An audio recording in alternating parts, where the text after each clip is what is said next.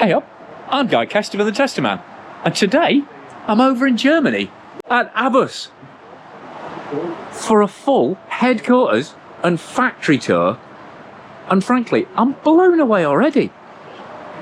I was expecting like a little manufacturing facility. This place is a complete campus village. So, Simon here from ABUS UK is my guy, Giacomo as well from ABUS Germany. And yeah, let's look around the entire family of locks and all the tech and all the manufacturing and how it all works over in Germany. We've got lecture halls, coffee shops, display areas, mountain bike stuff, road, more bike. And that's just like the bike bit of things. It's like their own trade show. It's amazing here. There's a calf down there where we had one of the many calves. This is your industrial security here. This place is crazy. It's huge.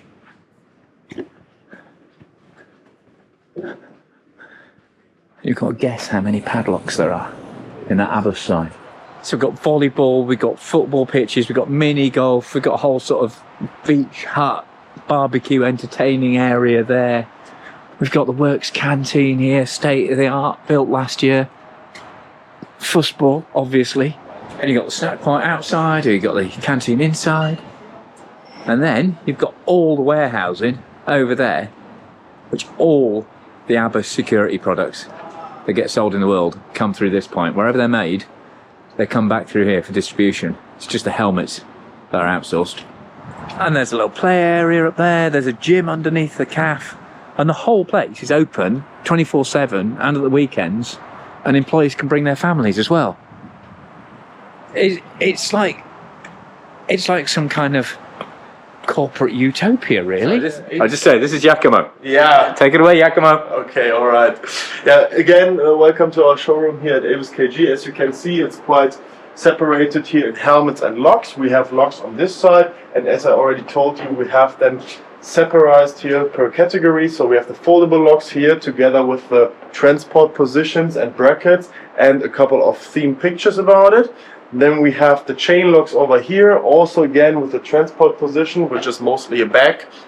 Obviously, I mean, also people use it to wrap it around the saddle or something, but this is the proper way how you should transport it at the end. Then we have the D-locks on this side, also again with the different bracket devices that we use. So we have a USHB holder, we have an EasyKF holder that we made together with a company of ClickFix. Yeah, and the same things you can see here also for spiral cable, armored cable, and also some very special locking devices like these over here. Yeah? This is called a coffee lock, you would say in the UK, I would say. Yeah, and also some adapter chains for frame locks. On that side, this is the Dutch locks. Yeah, this is the Dutch locks basically. So as you can see on that wall, we are working with a big number of e-bike brands. Cube, Trek, Specialized, KTM, I mean, you name it, we have it. Yeah. And that's for the lockable batteries, yeah? That's for the lockable batteries and also for the frame locks. Some companies also buy directly the foldable locks with us, so they build them on the frame directly or put them on the frame directly. And yes, over here we have some co- and private labeling stuff. So you know that we make helmets for Canyon and ABUS and Movistar is racing our helmets. And this is actually what we can do. We can do private labels, so without any ABUS logo on it. But also for Trek, we make the Bontrager locks. So you can see here co-labeling between Bontrager and of course our brand ABUS. Nice. Here on the right side we see some sponsorings that we did and we still do, and some customized helmets. So this is then actually how Movistar or how Alpecin DeKoinig helmet would look like. Also for the British guys, Tom Isted is also racing our helmet, so you see some of this also here. Some nice image pictures. A very light Canyon bike. But still with the lock on. Still with the lock on, but actually this lock, this is something I really like to tell always, because this lock is not even the same weight as a filled bottle. I mean, you can almost don't tell the difference between them. So if you take this one first and this one, so there's almost no difference in weight, you know.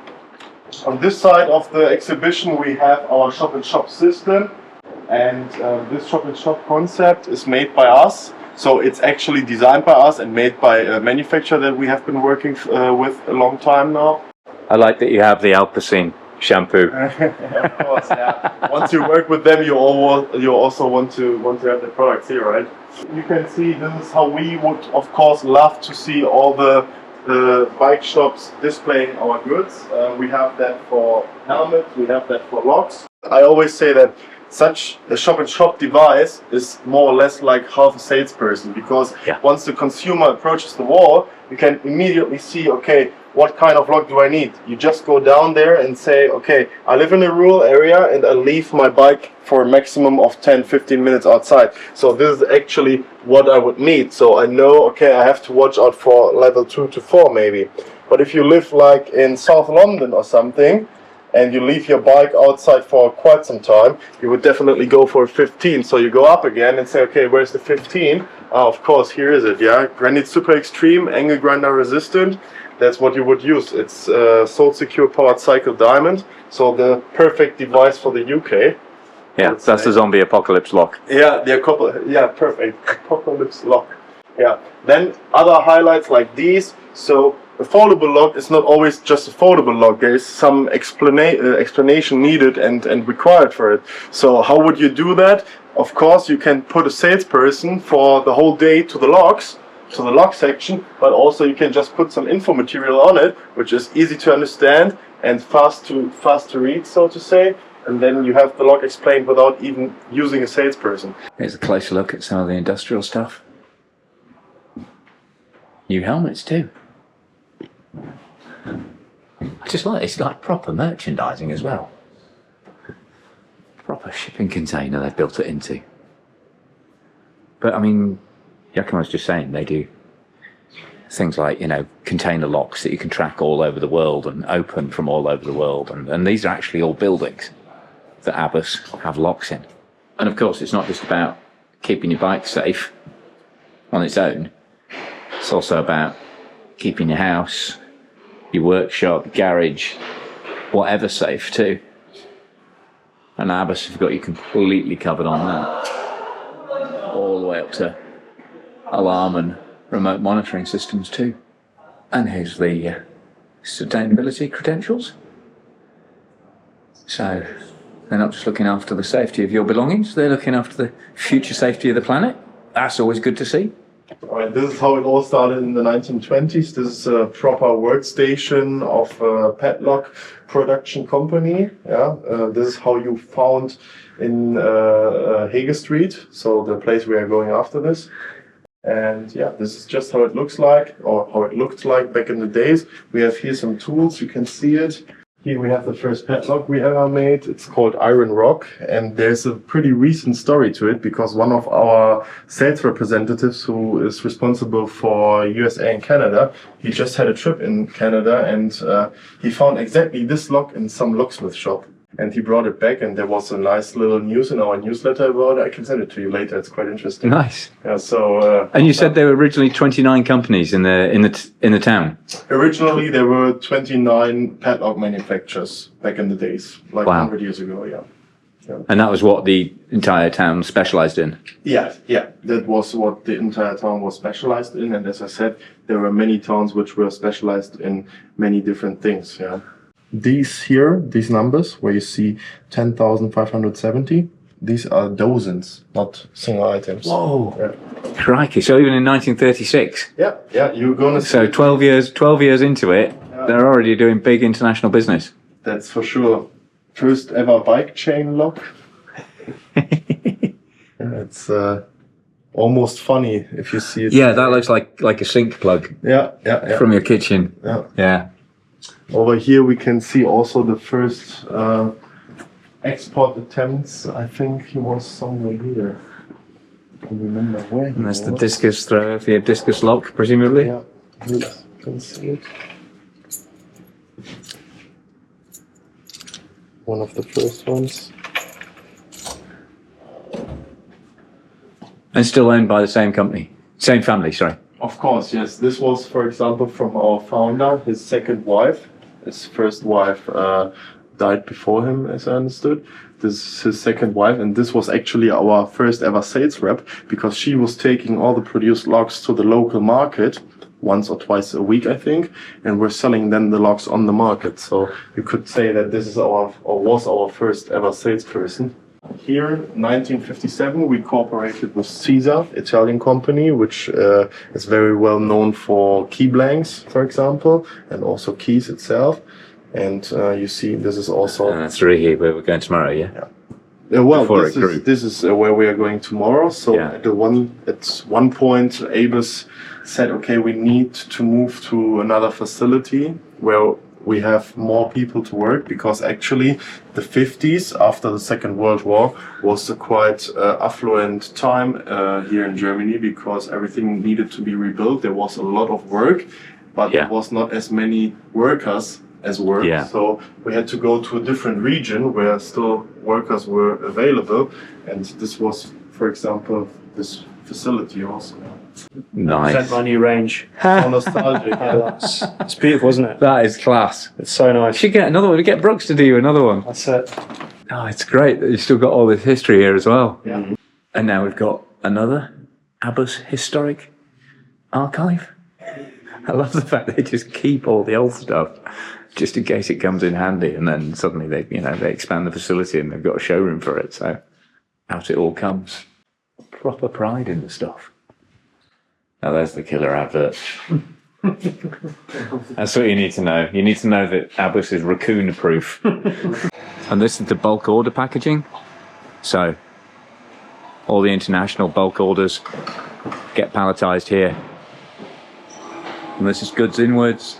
The products come in, get checked before being stored, and then shipped out. Many, many forklifts. And this is the warranty department, which says a lot. There's nobody there. And this is the blister packaging. The DIY stores, all the lots. I was going to say I'm becoming a right Greg Wallace, but you don't want to say that these days, do you? And this is the film packaging. The stuff that just gets straight wrapped, doesn't need a hard plastic outer on it. And this is the small ordering system section, where once the order comes in, it comes in a blue bucket, that gets barcode scanned if it's needed in this section, comes onto that roller, and then literally, it's almost like your self-scanner at a checkout. The lights will light up, it'll tell you what the quantity is, you go, yes, I've got it, goes in the basket, and then rolls onto the next section. Just makes it a lot more efficient. The Kanzen system for the smaller orders, when they don't need bulk, and big forklifts just going to get one item. And if you look, they're all backloaded as well. So as soon as they're out of stock at the front, it's being loaded by forklifts at the back. So super efficient delivery and packaging. As you see, they are already preparing for the end of the day now, because it's starting quite early in the morning. Many shops do their orders like in the afternoon. So when they arrive here in the morning, they already have enough orders to spend the whole day, you know? Yeah. And this is where the final packing takes place. And everything's weighed as it's scanned. And then the box is assessed. So it's all, again, super efficient. You've got hand-mounted scanners, you've got weighing scales. It's just a really nice blend of kind of like, manual input, but maximum automated efficiency. And this is the Tetris robot, but it's having a rest today apparently. But just again, introducing another level of automation beyond just handballing everything. And Giacomo's just saying, which I think is a really nice touch, that anyone working at ABUS kind of has to do an internship in the warehouse and packaging first, which is someone who started their kind of bike industry career, but apart from bike shops, in a distributor warehouse. It just gives you such a great understanding of the whole business. I think it explains a lot of what a great vibe there seems to be here. I mean, everybody seems to know everybody, despite the fact it's the size of a small village. But you know, it takes a village, as they say.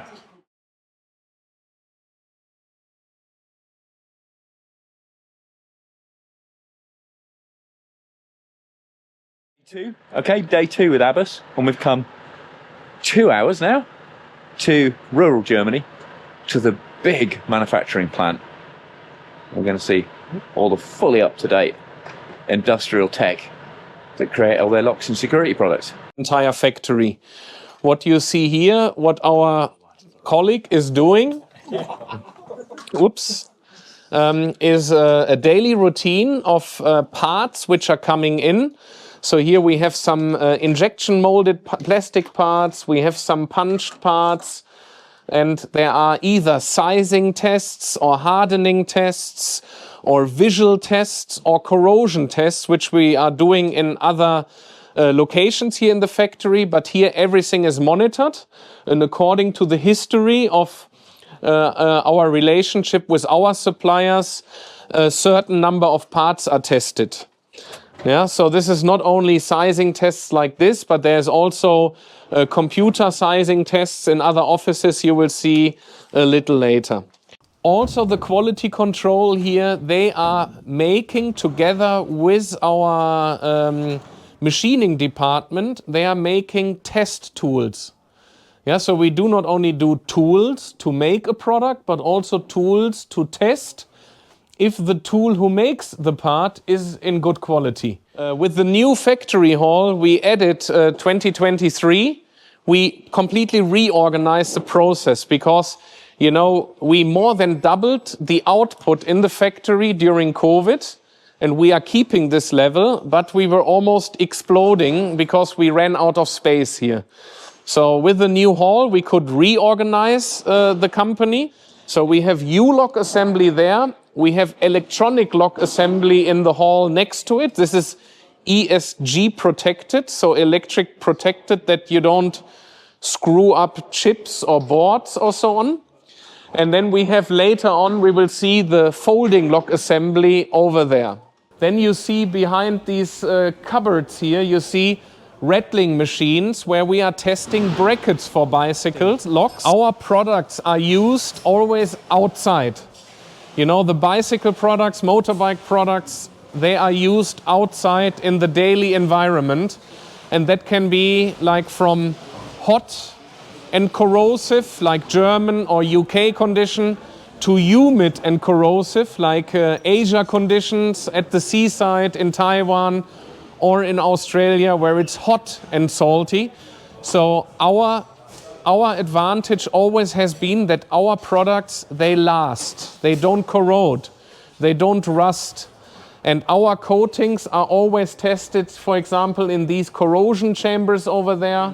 We also do UV testing, but we want that our products work more than a lifetime.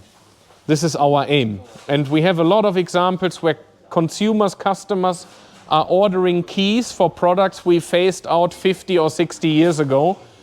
A nice example just happened in Canada, where one of our sales guys visited a retailer, and on the shelf of the retailer there was our first padlock we produced. So he exchanged it, he brought it back home. Yeah? Then when you look at the production scale, we have a one-piece flow system. So every product, like I said before, can be produced.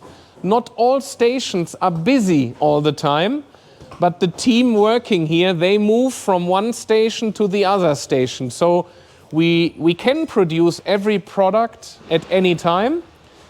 So many years ago we had also manufacturing belts here, but this was, you know, we were very unflexible. And then about 18 years ago, we had to expand, so we now go into the tool making and machine building department. A very important and very unique asset we have as ABUS, and we always had. This is our machine building department. Here we build machinery, we have our own automation, so we don't go to an external company making automation. We do it in-house, from small machinery to big machinery, which you will see later.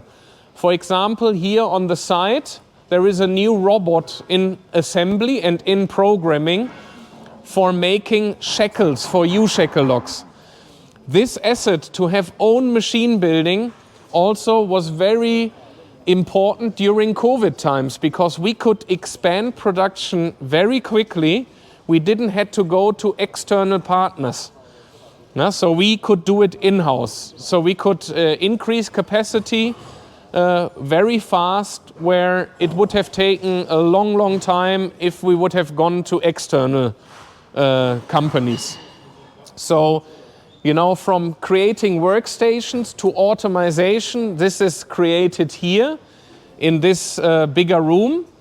And we will now go into the CNC department and then in the tool making department. Please follow me.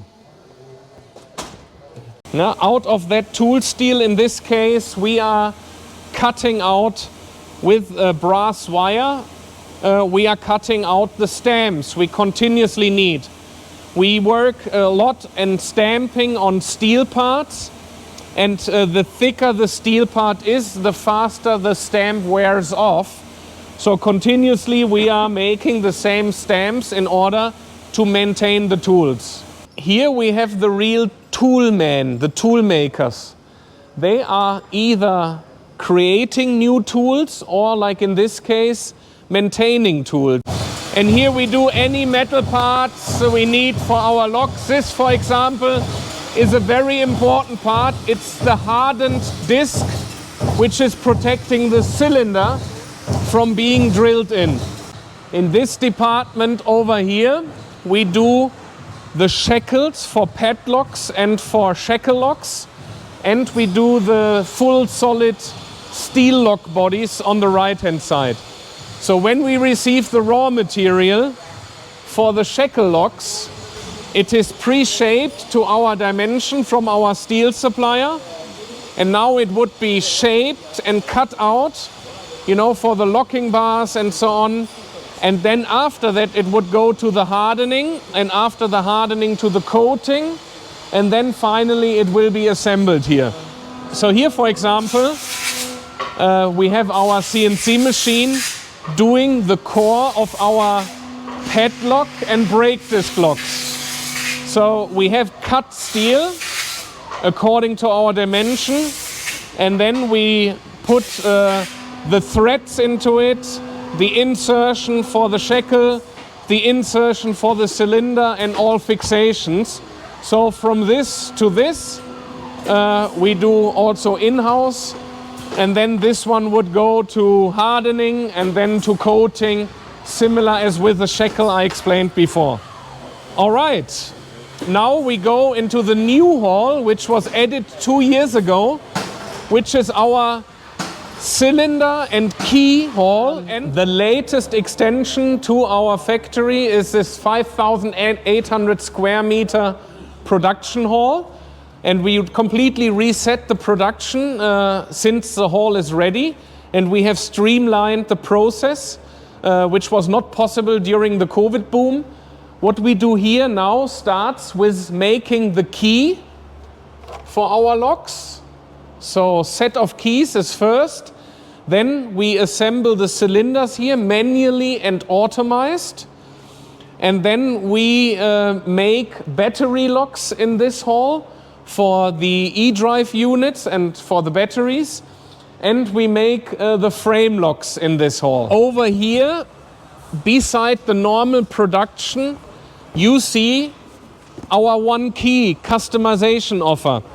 So all these boxes are custom orders by retailers for individual consumers. So all these are daily production orders of one piece customization. So here, for example, another battery lock keyed alike for Lucky Bike. Lucky Bike, a big retailer here in Germany.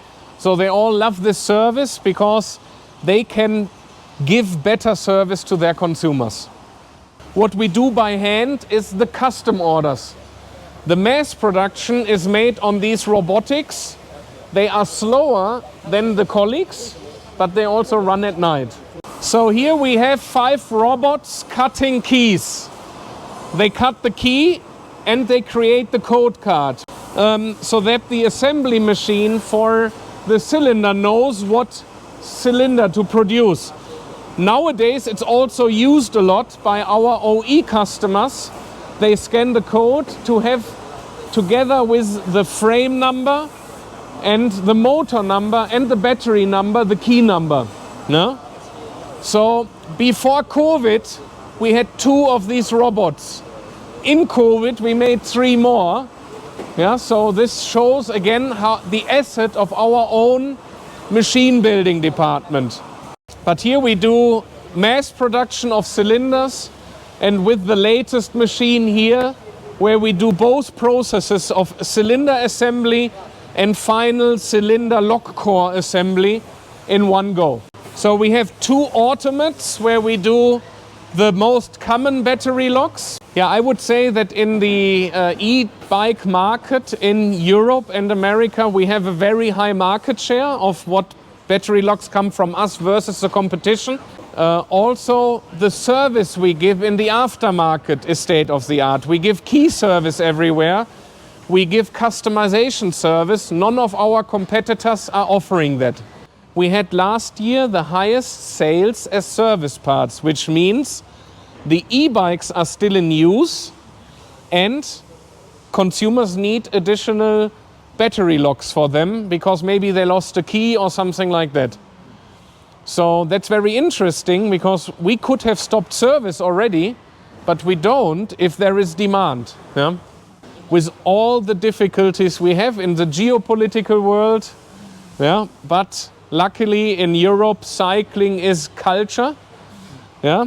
And this is what keeps our production busy, and we are very happy and grateful for that. It took us about 3/4 of a year to finish this production hall. We can easily scale up if we need to scale up. We have further production land next to the factory here where the flooring is already prepared. Yeah, so I would suggest we now go to our folding lock assembly.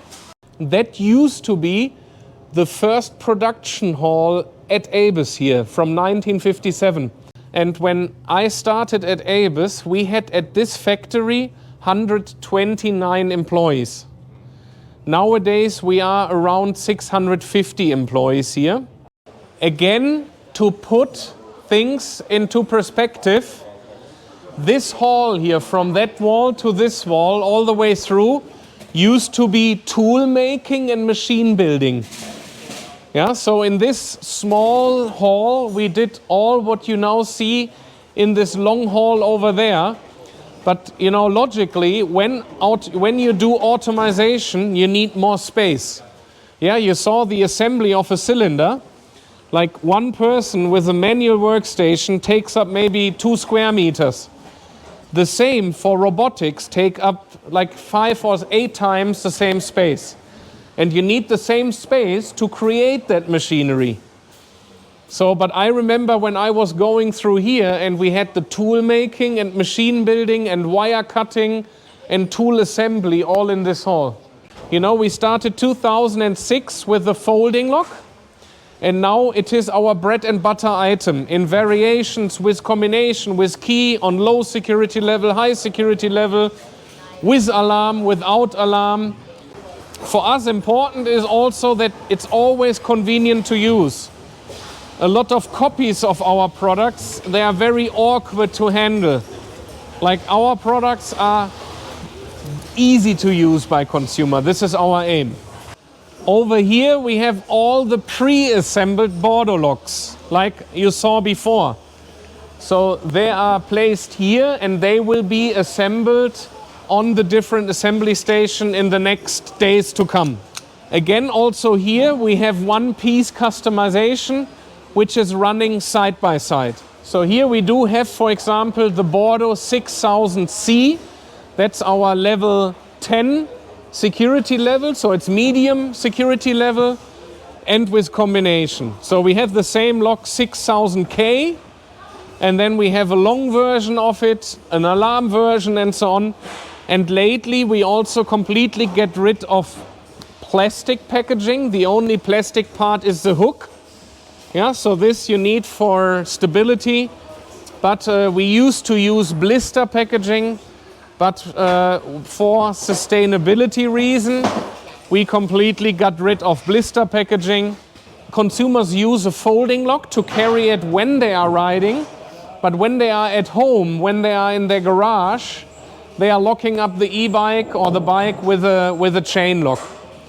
So especially home security is becoming more popular because the biggest theft of bikes is not necessarily happening outside, it's happening when the bike is in the garage. Okay, so this is also, it is our test lab.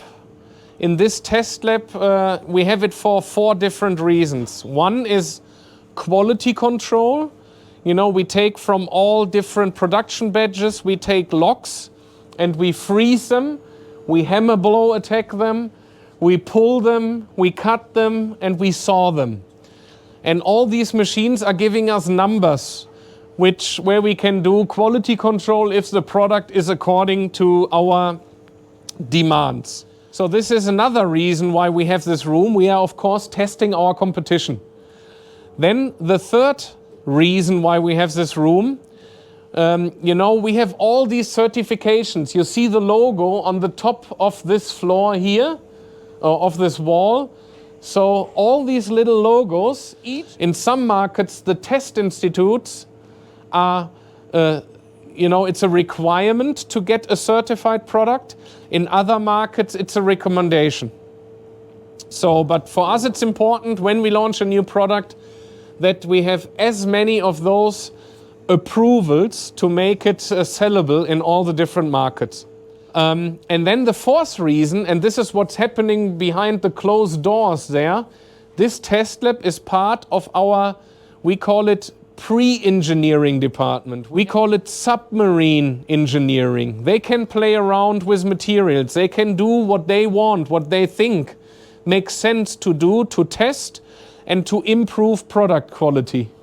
Yeah, to make products more secure, to make them lighter weight, to make them more flexible or whatsoever. So this is the fourth reason and the main reason of this area and the departments behind is to get better every day. According to the police forces internationally, we have about 90% opportunist thieves. Then we have about 5 to 8% professional thieves. They use the same tools but longer, bigger. Yeah, they maybe also use power tools. Yeah, against those we need higher level of security, and there it's very simple on the outside world. The thief walks by several bikes. They don't look on the bike brand. They look on what lock is used. And they clarify between easy, medium, more difficult, most difficult, and they usually don't touch the lock which is most difficult to break. And this is our aim. Like, none of our locks are indestructible. No? If you have the right time, the right tools and the right setup, every lock can be destroyed at one point. But we offer solutions which make it more complicated and more difficult compared to a lot of competitor solutions. And a late innovation has been our grinder-proof U-lock, which looks like non-finished in production like this, and after production it looks like this. So what we have done there, we have added a tungsten steel welding to the shackle, so that, you know, the U-lock is great against cutting, against twisting, against all typical attacks, but it's also really good against disc grinder attacks, because more and more thieves in the big cities like Paris, London, Los Angeles, New York, I'm looking around, Sydney, Melbourne, and so on, they are using more and more power tools. And this lock is in particular good against power tools, because when you try to grind through it, it burns off the diamond-plated disc wheel. And a thief might try to destroy it, but they will learn fast, and they focus on the other locks which do not have a disc grinder security. We also have picking attacks. So with the internet, you can learn how to overcome cylinders. And you know, there was a big story a couple of years ago where many of our competitors were using a tubular key. Yeah, and by coincidence, the cap of a big pen you could use to open the cylinder. We were also shocked when we saw that. And you know, coincidentally, the opening of a big pen was the same opening as the hole for the key. The interesting part was well-assembled locks you could not open with the cap of the big pen, but they had the competitors had a lack of quality control. They were producing a lot of numbers of keys which had no key variation. You know, when you look at a key, you see that our key has different cuts on different angles. What happened there is, and this would happen on our keys as well, if we produce a key number not like 225456, but if we would produce 222222, yeah, or 222221, then there is not enough key variation, and the risk to open the lock with a basic tool or a screwdriver would be high. So that's why our machines delete stupid numbers, we call them, or lazy numbers. But our competitors didn't have the quality control in place. And, you know, in their case, there were a lot of these stupid numbers which were used, or dump numbers, so the big pen could open them. And what I have to say is, like, the strength of ABUS is making high quality cylinders from the beginning of the company. And that's a very difficult knowledge to learn and to duplicate it into other product groups. And this, we believe, will be our future, digital locks. Right now we sell millions of products with keys, but we believe when we look at our children, you know, mine are 10 and 14, and they are so cell phone, addicted. The only way how to control them is by app, to give them more or less time. Yeah? A very powerful tool, by the way. I really enjoy it. And we believe that when they grow up, when they are adults, they will be way less accepting mechanical solutions, like locks with keys or with combination. They want to use their cell phone. And therefore, what we are doing, we are trying to avoid to become irrelevant. That's why we have a growing selection of products which all work with the app. Bless you. And the app is called ABUS One. And we have, in the meantime, we have cameras, we have door locks, garage locks, window locks, folding locks, shackle locks, and brake disc locks for the motorbike, which all work under this app. And the beauty with this is, it's no GPS in the product, because GPS creates additional high costs for the consumer, where we know, and we did test GPS trackers, where the consumers are not willing to pay that money after the free phase. So with our locks, the cell phone saves where you locked your bike. So let's say you have been in, looking for an example now, at Taipei show, you were in the beer place, you had too many beers. Next morning you ask yourself, where's my bike? You can check it out. Yeah, so it saves the last position of where you locked your bike. In this case, it's in my garage at home. Now another beauty is, now I'm here. Maybe I want someone to use my bike or give service to my bike. So I could send the access, so add new user, I can send access to my wife, my father, my brother, whomsoever I can send access to, and they can, when they have the app, so they need to download the app and register, they can use a product. And here I could say, add new user for one-time use, or for a certain time, like 1 day or an hour, or unlimited use, if you want to share within your family. So, and this solution came in at a very high price. So our premium products we started with, and now we are, how to say, trickling it down. So now we have level 10 security available. There will be more to come. Yeah? Electronic frame locks are on our action list, and also electronic battery locks.